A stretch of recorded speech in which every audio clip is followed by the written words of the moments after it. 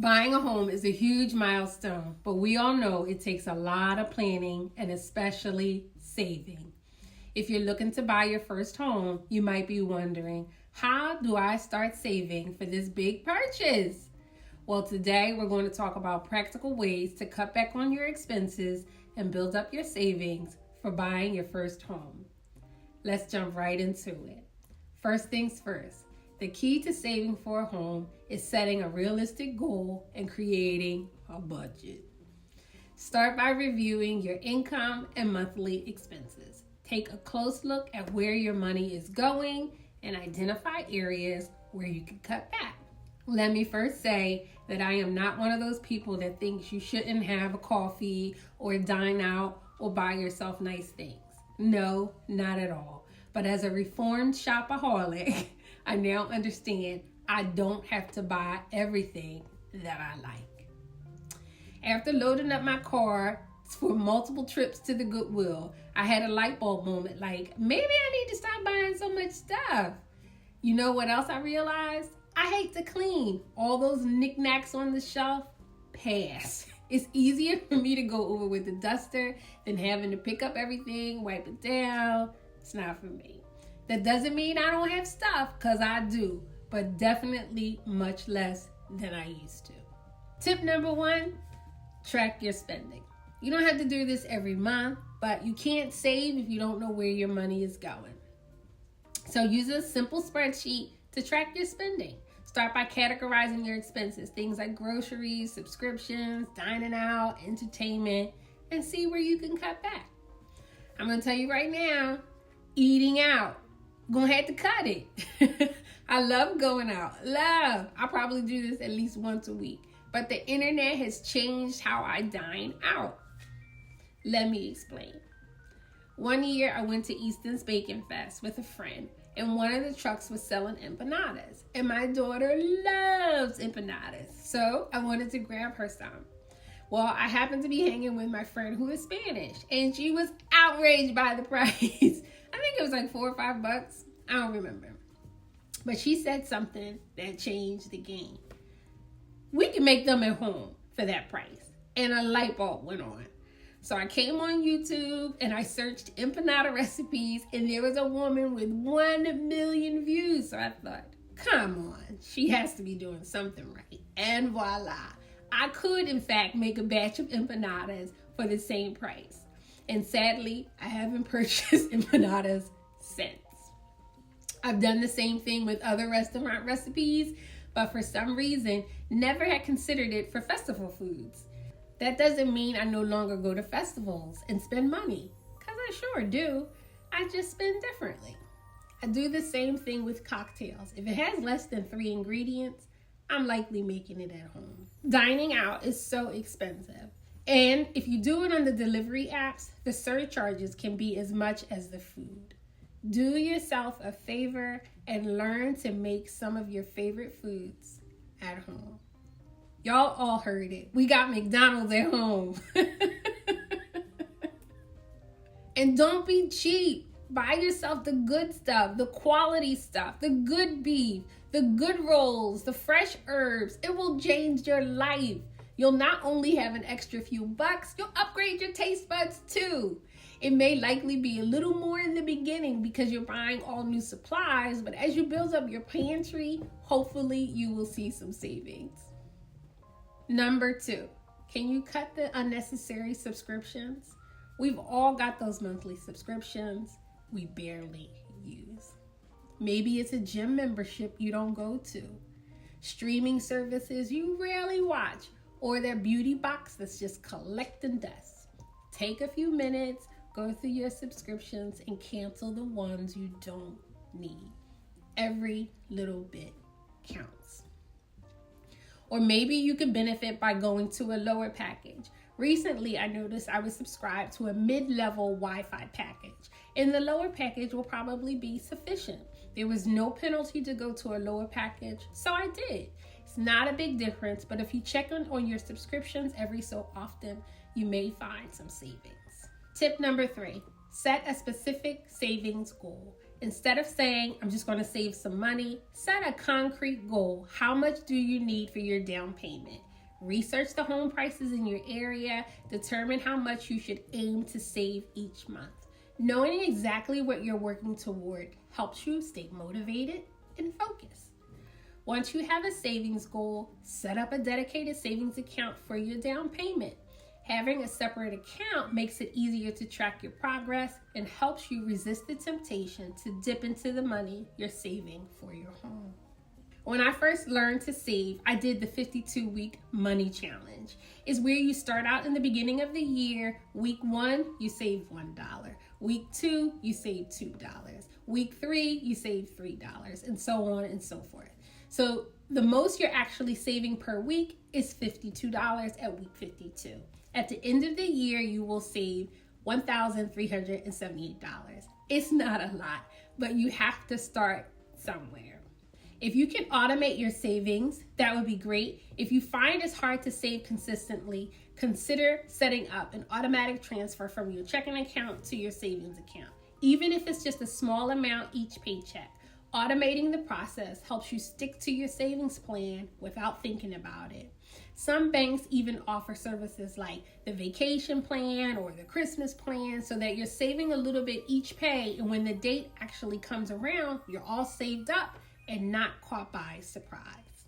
Clutter and being disorganized. Do you have too much stuff? Are you an over shopper? Do you know where to find the scissors, the tape, gift bags, tissue paper, ribbons, screwdrivers, pain relievers, flashlights, USB chargers, extension cords, surge protectors, batteries? Do you have those type things at home, but you can never remember where they are? So you end up buying them again because you don't have time to find them when you need them? Guilty. I've done that before. There are certain items you just can't run out of, or the household comes to a halt. I'm looking at you, toilet paper, laundry detergent, ketchup. But do you need a closet of 25 scented candles or 10 different household cleaners? Maybe, maybe not. I'm not here to judge. I definitely like the idea of having a set of cleaning supplies for the first floor and the second floor in your home because you want to make the process easy. But if you can simplify and use less, there's less to keep track of and less to keep up with, and more money potentially in your bank account. And for all those other items I mentioned, consider a small basket or container where you can store like items, and you can tuck it in a closet or under a bed, in the garage, anywhere, as long as you know where to go when you need those items. And boom, when you need to wrap a gift, you can quick grab the gift bin. Or if you want to hang up some art at home and you have all those little hangy things in a cup, you can quick grab that cup and get right to work. And the best part about this is the less you have, the less you have to clean, plus you're more organized, and that puts money in your pocket. Win-win. Number 5, fashion. Do you have a closet full, but you only wear 20%? There is a reason you don't wear that shirt, skirt, dress, pants, or shoes. You don't like the way it fits, or maybe you don't like the way it feels. Just like there's a reason you always come back to certain items. I do not think you should cheat yourself. I definitely think you should feel good in your clothes so that you feel good about yourself and you feel good about the way you look.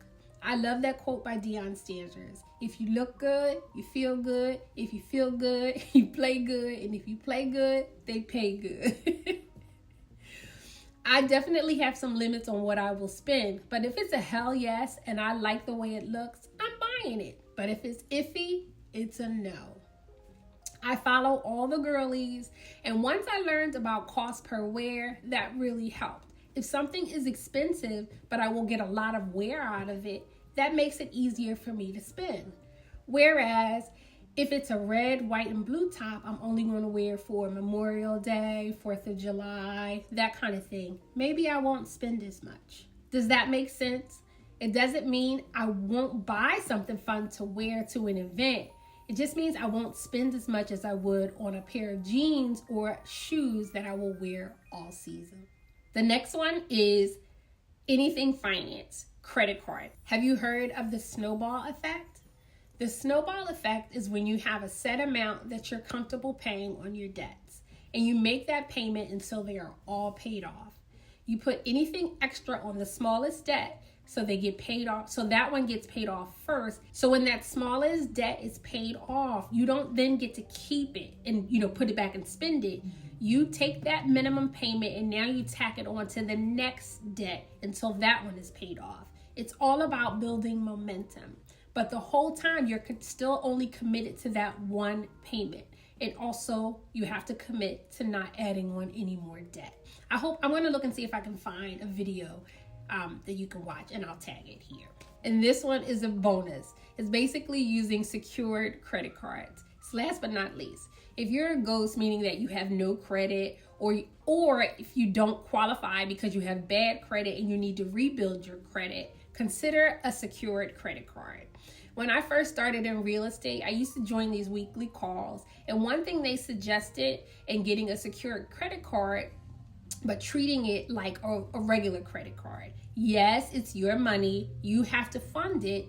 In my head, I was like, that's silly. Why would I fund my own credit card? But there were a few reasons, so let me share them with you. Number one, they report you to the credit bureaus where your debit card doesn't. So you likely have like your subscriptions and your bills coming out of your debit account. But if it's a secured card, that can help build your credit, if you do it the right way.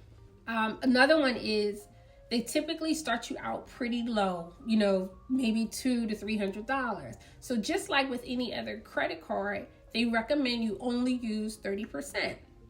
So they suggested only putting the small subscriptions you can manage on the card. Say, for example, Netflix or your cell phone. Everyone's 30% is going to be different. But it's a good way to practice using credit and not maxing out the card and paying it in full and on time. It's like a starter credit card that helps you rebuild your credit or to build your credit if you have no credit history whatsoever. And another tip they shared is if you show good habits, the secured cards work in your benefit and will sometimes become traditional credit cards. I never fact checked this information, but it made sense, especially if it's a reputable brand. The rub is some of these cards probably have an annual fee. So check into that, and if it's worth it to you, give it a go. You can absolutely search here on YouTube and find out more. Saving for a home isn't always easy, but with a little planning and some smart choices, you can definitely reach your goal. By tracking your spending, cutting back on unnecessary expenses, and setting a clear goal, you'll be well on your way to home ownership.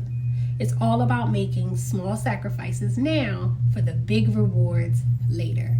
Remember, you're not telling yourself no, you're just saying not right now because you have a bigger yes burning inside. The thing about any of these tips, they help you managing your priorities and building discipline. Both qualities you will need for maintaining your own home once you get the keys. Discipline begets discipline. Basically, that means discipline builds more discipline. Once you master one area, you're ready to take on another. It just grows and grows and grows. We all have to start somewhere. So choose one or choose them all. Like Nike says, just do it. If you want more tips on credit, check out my video with Michelle where we talked about credit repair. She talks about how lenders can help you get your credit in shape to qualify for a mortgage. If you're ready to take the first step in buying your first home, book a call with me today. You can find my contact information in the pinned comment below this video.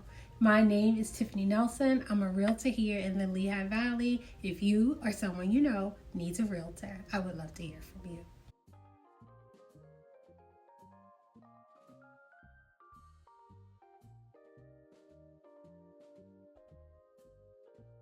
Buying a home is a huge meal.